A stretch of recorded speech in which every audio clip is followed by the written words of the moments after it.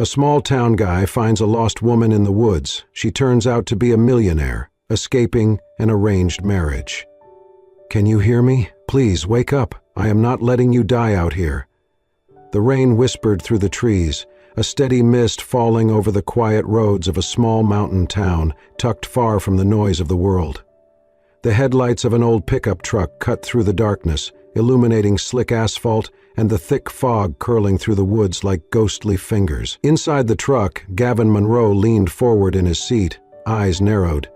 He was exhausted after a long evening shift at the town's only auto repair shop, his hands still bearing the grease and grime of a dozen engines. But something ahead caught his eye, a flash of white, out of place. Crumpled by the side of the road, his heart kicked in his chest. He slowed, squinting through the windshield. Was that a person? He slammed on the brakes. The truck skidded slightly on the wet road before coming to a stop. Gavin jumped out, boots splashing in the shallow puddles. As he neared the edge of the road, his stomach dropped. A woman lay in the brush, half covered by leaves and rain. She was dressed in what looked unmistakably like a wedding gown, now torn, soaked, and stained with mud and blood. Her bare feet were scratched and cold, her skin pale under the faint glow of the truck's headlights. "Oh my God," Gavin whispered, dropping to his knees beside her. "Hey, can you hear me? You're going to be okay, all right? Stay with me." He gently touched her shoulder, then checked her pulse. Faint, but there was a gash on her forehead, bleeding sluggishly down her face, and her ankle was twisted at an unnatural angle. She had been through something terrible. His instincts kicked in, muscle memory from years ago when he volunteered with the town's mountain rescue team. He grabbed the emergency kit from the back of his truck, moving with precision despite the panic rising in his throat. "I've got you," he murmured, as he cleaned the wound on her forehead and wrapped it quickly with gauze. "You're safe now, I promise." He took off his flannel jacket and wrapped it tightly around her. Her body was ice cold, trembling against the night's chill. She did not wake, but a soft breath escaped her lips, shallow but steady. Gavin lifted her gently into his arms, careful with her leg. She was lighter than he expected, fragile, like a bird with a broken wing. He placed her on the passenger seat of his truck, propped her leg as best he could, and slammed the door shut before racing around to the driver's side. The local hospital was 15 minutes away. He drove like hell, glancing over at her every few seconds, making sure her chest still rose and fell. "What happened to you?" he muttered, more to himself than to her. Her face was streaked with rain and blood, but beneath it all there was something hauntingly delicate about her. Regal almost. As the town's dim lights began to appear through the mist, Gavin reached over to adjust the jacket around her shoulders, and that was when he noticed it. A bracelet. Gold. Simple in design but heavy and unmistakably expensive. It caught the light briefly, revealing a small engraving on the inside, a symbol that looked like a serpent curled around a blooming flower. Gavin frowned. It was not a brand logo, not something he recognized, but it was strange, unique. He pulled into the emergency entrance of the hospital, honking twice. Nurses came rushing out with a stretcher as he jumped out and waved them over. "She's hurt bad," he said quickly. "I found her near mile marker 17, just off the woods. Looks like she fell or was... I don't know, but she's unconscious, bleeding. Her leg might be broken." The nurses moved swiftly, lifting her with practiced care. Gavin followed them into the hospital, but paused at the doorway to the emergency room as they wheeled her away. His chest was still heaving, soaked from the rain. For a moment he just stood there, the storm outside echoing the questions storming through his mind. Who was she? What was a woman in a wedding dress doing alone in the woods on a night like this, and what in God's name had she been running from? The fluorescent lights of the hospital flickered faintly as nurses bustled down sterile halls, but Gavin barely noticed. He sat in the corner of the waiting area, hands clasped tightly, watching the door to the intensive care unit room where they had taken the mysterious woman. His jeans were still damp from the rain, and the smell of antiseptic made him feel even more out of place. He was a mechanic, not someone used to hospitals or mysteries. A nurse finally approached, clipboard in hand. "She's stable," she said. "Minor concussion, deep laceration on the forehead, and a dislocated ankle. But she's lucky, really lucky." Gavin stood. "Did she say anything? Do you know who she is?" The nurse shook her head. "No ID, no phone, no purse. And no memory. She woke up briefly, panicked, muttered a few words we couldn't really make sense of." "What kind of words?" The nurse glanced at her notes. "Car, chase, wedding, cliff." It did not make much sense. She fell unconscious again soon after. A cold shiver ran down Gavin's spine. He had known something was wrong, but this confirmed it. This woman had been running from something, or someone. Later that day, the police came. A young officer interviewed Gavin and took statements from the hospital staff. After running her fingerprint through their system and checking missing persons databases, the officer returned with a puzzled expression. "There's nothing," he said. "No match on her prints, and there are no reports of any bride gone missing, at least not yet. Could be she's from out of state, or she was never reported." "She has to be someone," Gavin said. "Someone must be looking for her." The officer shrugged. "Maybe. We'll keep digging. But honestly, we're stretched thin this week. If you're willing to keep an eye on her, we'd appreciate it. The social worker is backed up, and she's not a minor or a danger to herself or others, at least for now." It was not how Gavin had pictured his week going. But when he stepped into the hospital room and looked at her again, pale against the white sheets, that mysterious gold bracelet still on her wrist, he knew he could not just walk away. When she woke again that evening, her eyes fluttered open slowly. They were a deep, piercing gray. She looked at him, confused and afraid. "Hey," he said gently, approaching the bed. "You're safe. My name's Gavin. I found you by the road last night. Do you remember anything?" She blinked at him, struggling to sit up, then winced at the pain in her ankle. She looked around, lips parting as if searching for something in the air. I don't know," she whispered. "I don't know who I am." "That's okay," Gavin said, grabbing a chair. "Don't push it, just rest." She closed her eyes, then murmured, "Car, someone was chasing me. There was a wedding, then a cliff. I think I fell." "You were wearing a wedding dress," Gavin confirmed, watching her carefully. Her hands instinctively touched her chest and arms as if to feel the fabric again, but it was gone, replaced by a hospital gown. She frowned, confused. As she lay back, her wrist turned, and Gavin noticed something he had missed before. A small tattoo just under her bracelet. A lily. He smiled faintly. "Until you remember your name, how about I call you Lily? Seems to suit you." She looked down at the tattoo and nodded weakly. "Okay, Lily." Over the next 2 days, it became clear that Lily was not just recovering from physical trauma. Loud noises made her flinch. Flashing lights sent her into panic.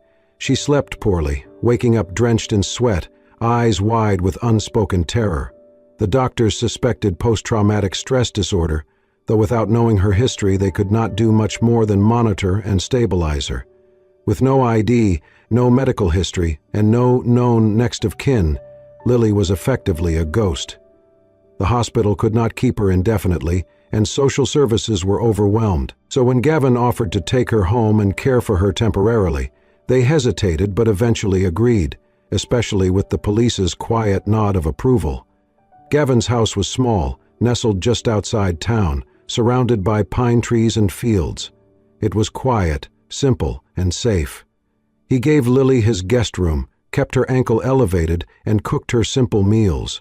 Slowly she began to speak more, though never about her past, only about how strange and foreign everything felt. Then came the third night. It was after midnight when Gavin was jolted awake by a scream. Not just a frightened cry, but a raw, primal scream of fear and pain. He raced down the hall and threw open Lily's door. She was thrashing in the bed, tangled in sheets, hands clawing at the air. "No, stop! I won't marry him. Let me go!" "You promised, Lily." Gavin rushed to her side, gripping her shoulders. "It's a dream. You're safe. Wake up." Her eyes snapped open, tears streaming down her cheeks. She looked around, gasping. He said I had to marry him," she whispered, "because my family owed them. I did not want to. I tried to run. He caught me. He dragged me to a car. I jumped. I think I jumped." Gavin swallowed hard. "You're remembering." She nodded slowly, face pale as a sheet. "I remember his face. Cold, like he did not care if I lived or died. He said, 'You will marry him. Your family owes us. You have no choice.'" Gavin sat beside her, silent for a long moment, then placed a hand gently over hers. "You have a choice now, Lily. I do not know who he was or what your past holds, but here you are safe." And for the first time, she did not look like she wanted to run. Recovery was slow but steady. The swelling in Lily's ankle went down, and the bruises on her arms faded from deep purples to faint yellow traces. Each day she grew stronger, not just physically but emotionally. Still, she moved through Gavin's house like a ghost in borrowed skin, polite, quiet, always watching, always wondering. Her memory remained a puzzle, with most of the pieces still missing, but now and then one would fall into place. It started with dreams. One morning, over breakfast, Lily stirred her tea absently, eyes distant. "I saw something," she murmured, "last night, in my sleep." Gavin looked up from the eggs he was scrambling. "What did you see?" "A room, large, gilded, like a ballroom almost. But I was not dancing. I was locked in it. The windows were high, the doors thick, and I was wearing a dress, a wedding dress." She rubbed her temples, her voice shaky. "There was someone there, a woman, older, elegant, but cold. She kept saying I was being foolish, that I had to go through with it." Gavin set down the spatula and came to sit across from her. "Did you know her?" I think she's my mother." Gavin handed her the small notebook they had been using, a simple leather-bound journal where he encouraged her to write everything she remembered, names, images, feelings, anything. Together they had begun piecing it all together like a slow-burning mystery. "She was angry," Lily whispered as she scribbled down the memory. "But not scared. She wasn't trying to protect me, just control me."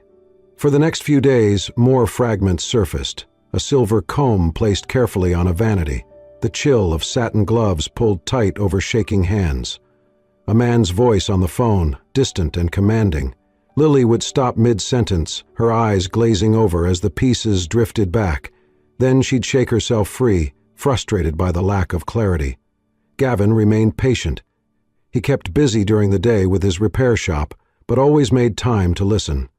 At night, they sat on the porch under the soft hum of crickets, the warm air wrapping around them like a blanket. Then, one Saturday morning, they went into town.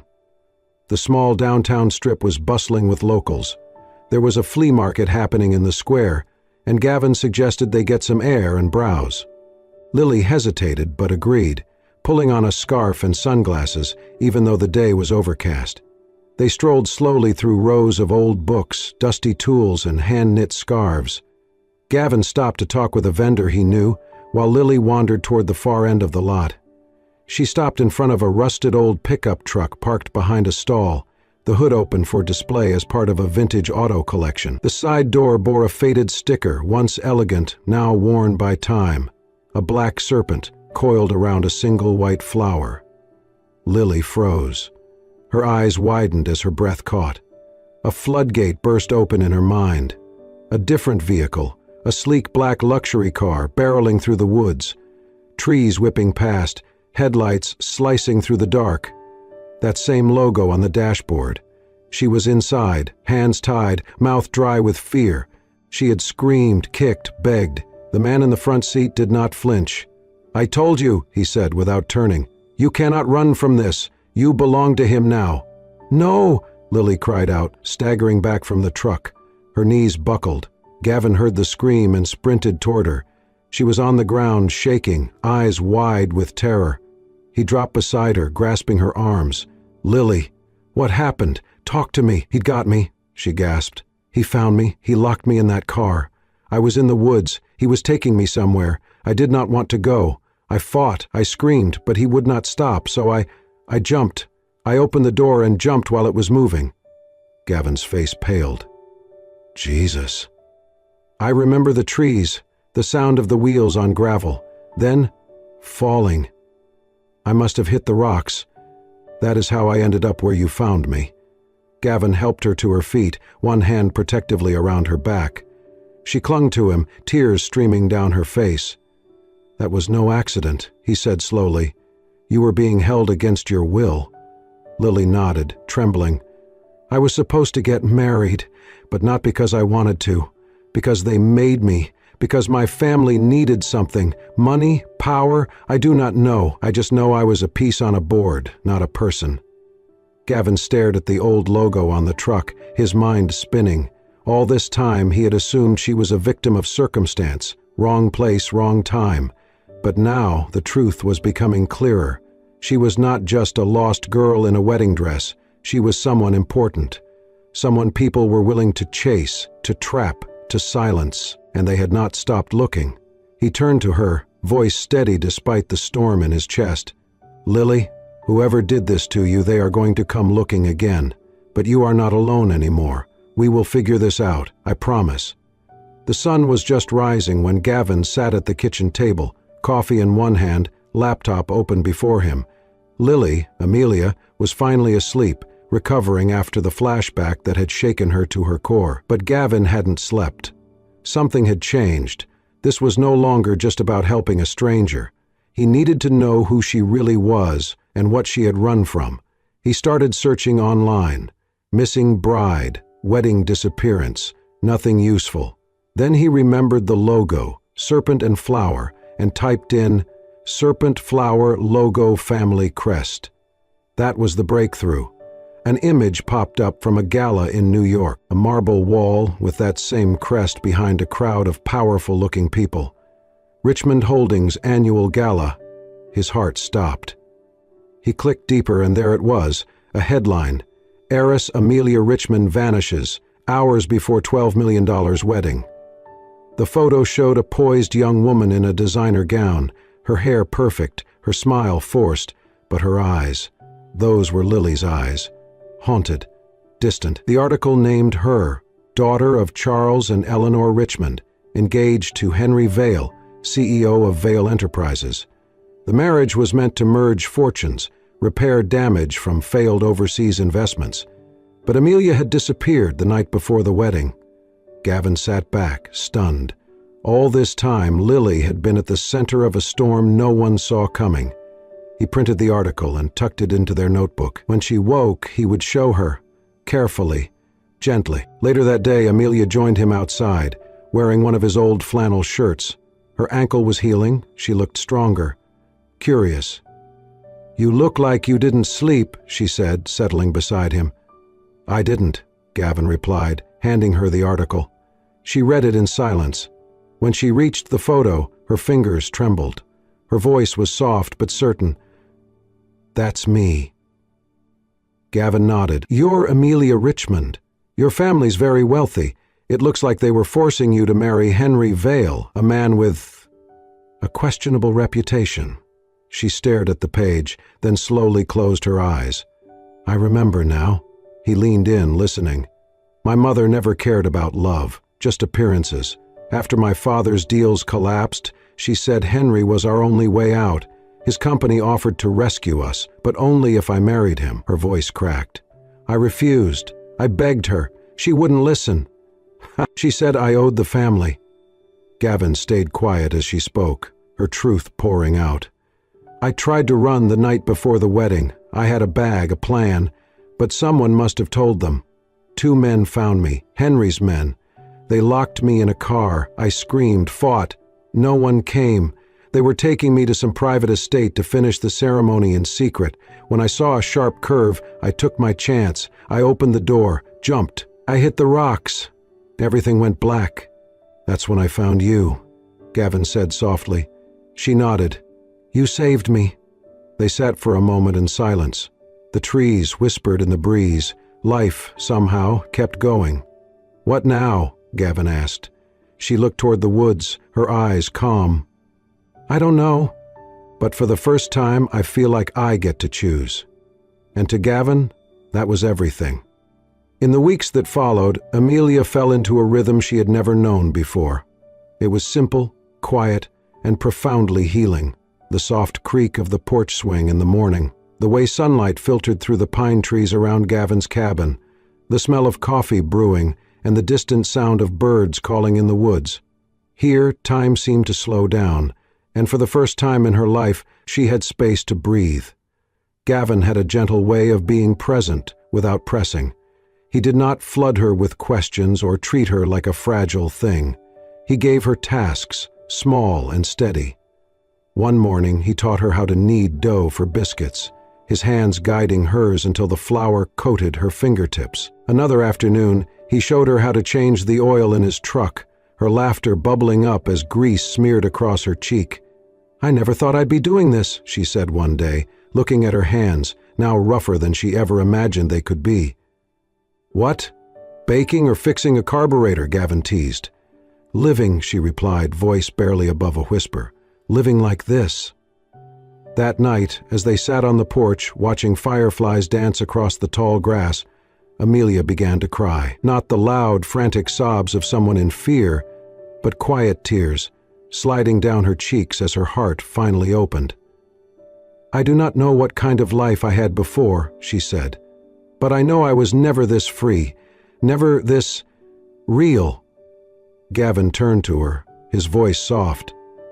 "You deserve to feel safe.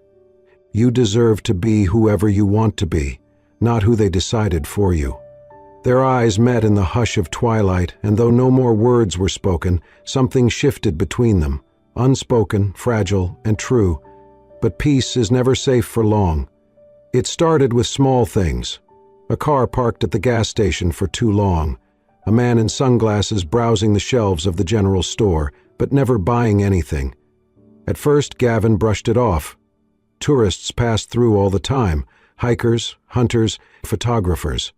But something about this man did not sit right.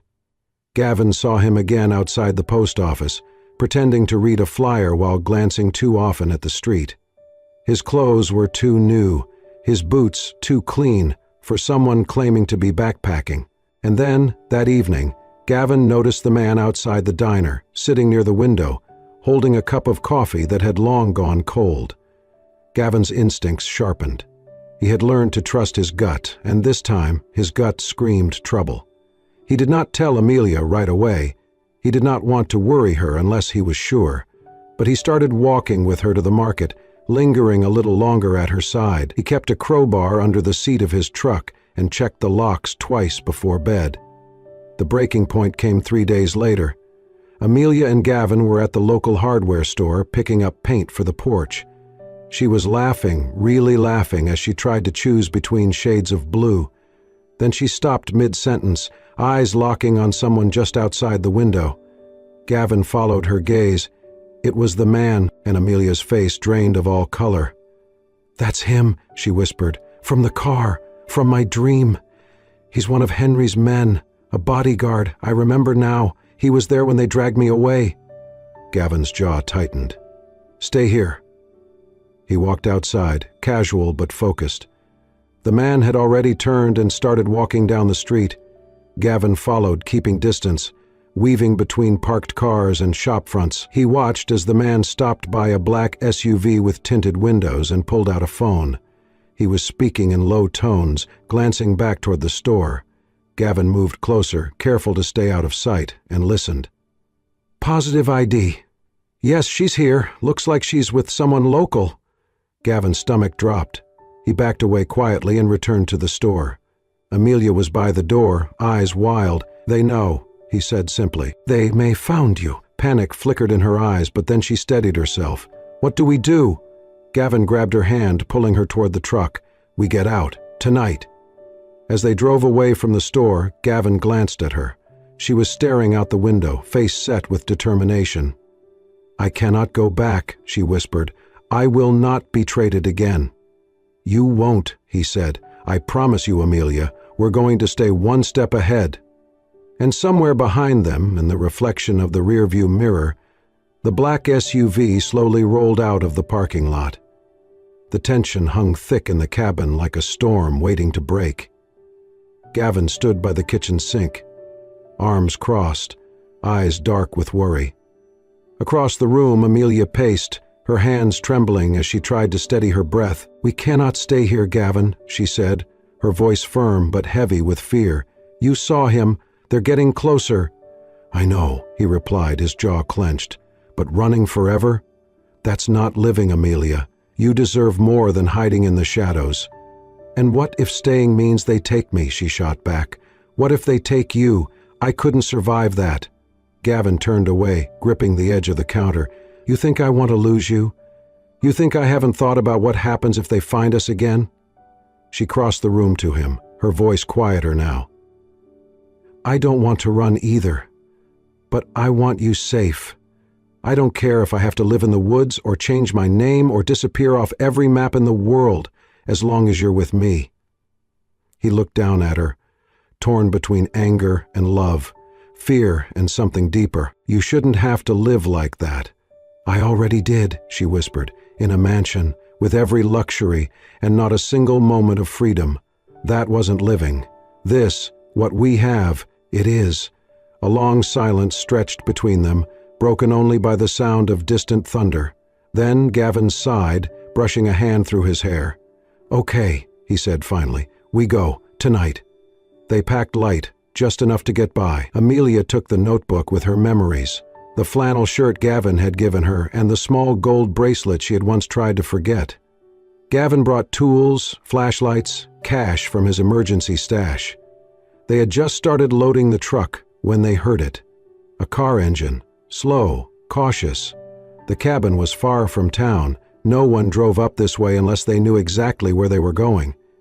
Gavin grabbed Amelia's hand. "Go, now." They ducked out the back and into the forest as rain began to fall, soft at first, then harder with each step they took. The trees swallowed them whole, their shadows stretching long in the lightning flashes above. Behind them, a door slammed, and footsteps echoed through the wet grass. "He's here," Amelia gasped, stumbling over a root. "It's him."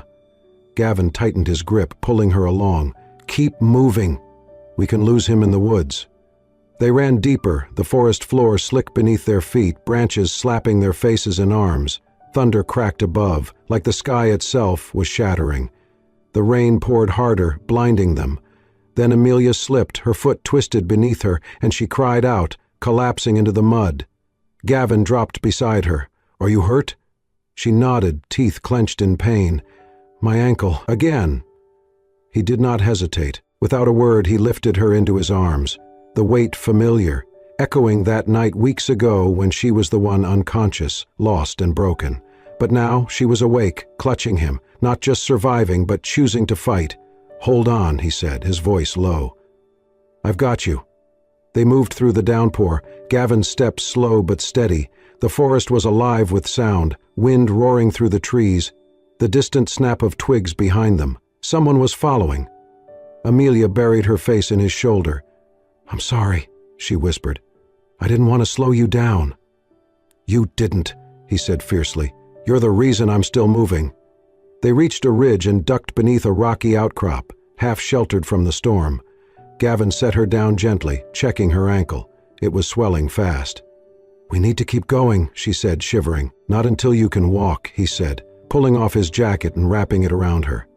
In the distance, the sound of a voice called through the trees, low, calm, professional. "Amelia, we don't want to hurt you. Come back now, and this ends peacefully." She flinched. Gavin leaned close, his forehead resting against hers. "Let them think they're close. We'll double back at first light." Amelia nodded, her hands gripping his shirt. They sat there, soaked to the bone, hearts pounding in unison. And despite the danger, despite the storm, they held on to the only thing they could be sure of, each other. The rain had passed by morning, leaving the forest washed clean and silent. Gavin carried Amelia through the last stretch of trees until the outline of a small, weathered cabin came into view. It sat hidden deep in the hills, surrounded by moss-covered stones and tall pines swaying gently in the wind. The place belonged to a friend of Gavin's who used it for hunting trips, isolated, quiet, and off the grid. Inside, it smelled of old cedar and dust, but it was dry and safe and for now, that was enough. Gavin made a fire while Amelia rested, her injured ankle elevated on a pile of blankets. She watched him move around the space with ease, his hands steady even after the chaos of the night before. There was something grounding in his presence, something that steadied the storm still swirling inside her. They spent 2 days there, letting the world spin outside while they healed. On the third morning, Amelia stood by the window, staring out at the mist curling between the trees. "I have to go back," she said softly. Gavin looked up from where he was bandaging her ankle. "What?" "I cannot hide forever. I thought running would save me, but all it did was delay the fight. I need to face them. My mother, Henry, all of it." He stood slowly, brushing off his hands. "You do not owe them anything." "I know," she said, turning to face him, "but I owe myself the truth. I need to stand in front of them and show them I'm not theirs to control anymore. I'm not a bargaining chip or an asset. I'm a person, and if that means giving up everything, then so be it." Gavin walked over, stopping just a few inches from her. He reached out, gently tucking a strand of hair behind her ear. "Then I'm going with you." "You do not have to. I know. I don't. But I want to. You're not doing this alone, Amelia." Her eyes glistened, but she smiled, a small, brave smile that reached all the way to her soul. 3 days later, they arrived in the city. It felt like entering another world. Towering buildings, polished glass, luxury cars humming quietly through the streets. Amelia's world, but one she no longer belonged to. They pulled up to the Richmond estate in a borrowed sedan. Gavin parked outside the gates while Amelia took a breath, and steeling herself, she wore simple clothes, clean lines, no jewelry, no makeup. Her presence alone was her declaration. The butler looked stunned when he opened the door. "Miss Richmond? We thought you were—" "Tell my mother and Henry I'm here," she said calmly.